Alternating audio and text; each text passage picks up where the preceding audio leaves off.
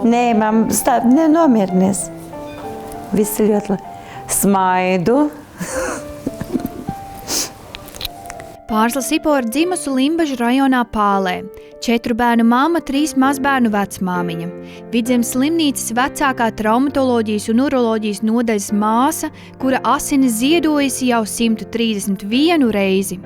Man jau pamatskolā interesēja medicīna. Un pēc pamatskolas es aizgāju mācīties uz Cēzes medicīnas skolu, kur es pabeidzu 72. gadā.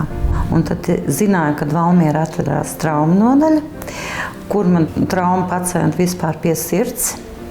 Zinu, ka viņiem vajag daudz palīdzības.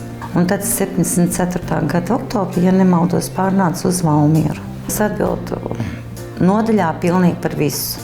Par medicīnisko, par saimniecisko, par inventāru, par darbiniekiem, sastādu grafikus. Rūpējos par to, ja kāds izkrīt no ierindas ārā, ja. Stādu atvaļinājumu grafikus. Eju pie pacientiem, runājos ar pacientiem, pārsienu viņus. Pēc endoprotezēšanas palīdzu iekustināt ceļu locītājus. 2 reizes nedēļā rakstu aptieku, uzvedu aptieku. Papildus tam Pārsla brīvdienās piedalās slimnīcas pētījumos, teju katru reizi brauc līdzi atbalstīt mazdēlu BMX sacensībās un vasarā izbauda dārza darbus pie meitas, kurš gan nevēlētos tik aktīvu Omi. 80. gados bija pirmā reize, ka bija kaut kāda ārkārtas situācija, ka bija nepieciešams 01 asins. Un 2004. gadā 14. jūnijā asins pārliešanas nodaļa kopā ar Sarkano Krusta biedrību rīkoja apsveikšanu, kuri nodevuši 50 un vairākas reizes.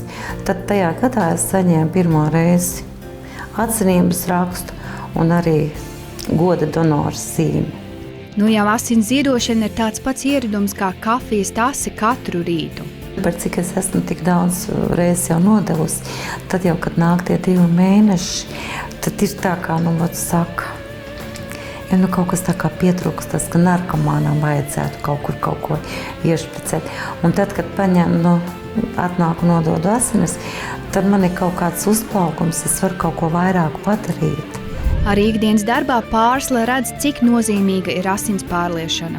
Nodaļā ir ļoti nepieciešams pie smagām politraumām, pēc lielām operācijām, kā gūžu locītavas un ceļu locītavas operācijām, jo tur ir diezgan liels asins zudums. Šie vecie cilvēki no laukiem, kas tiek atvesti, viņi nav bijuši pie ārstiem ar gadiem. Viņi iestājās, kad hemoglobīns ir 5, 6. Tādu nevar neoperēt, neko tam līdzīgi, jo hemoglobīnam vismaz ir jābūt kaut kur uz 10.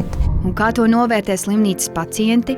Mēs parasti pacientiem uzsmējam, ka tagad pārliesim čikānu asinus un ka tad varēs iet kaimiņam zirgus zakt. Viņi saprot šo melno humoru, viņi atsmēja. Viņš saka, ja jau neesmu zats, tad arī nezakšu. Un nav jau ko vairs. Paldies, Pārslas māsīm, ka mūsu kājas jau nokās un mēs drīz varēsim kārtīgi iet. Un tad arī jūsu zietotajām asinīm, lai visiem cilvēkiem ir labi. Lai vairāk būtu tādi cilvēki kā Pārsla. Pārslai drīz donoru gaitas vecuma ierobežojumu dēļ būs jāpārtrauc, bet tas viņai netraucē donoru kustībai aicināt pievienoties citus. Es ļoti lepojos ar to, ka mani bērni ir donori, mans nots ir donors, man dēlam klases biedri, Aivar, mamma, vai nevaram pieteikt, piesakat, mēs arī nāksim. Tā kā man ļoti daudz pazīstam ir un kur ņem un nāk un nodod. Mazdēlam vēl jāaug, lai viņš padomā pats, ko viņš domā darīt. Varbūt, kad Omei vajadzīgs kaut kad. Mēs ļoti daudz varam palīdzēt, lai daudziem cilvēkiem glābtu dzīvības.